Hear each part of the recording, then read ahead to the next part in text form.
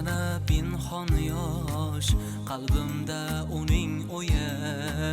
Bo'ldi yurak kuyinma, yaqinda uning to'yi. To'yga taklif qilinding, qayta tilinding, ojizliging bildirding, yaqinda uning to'yi.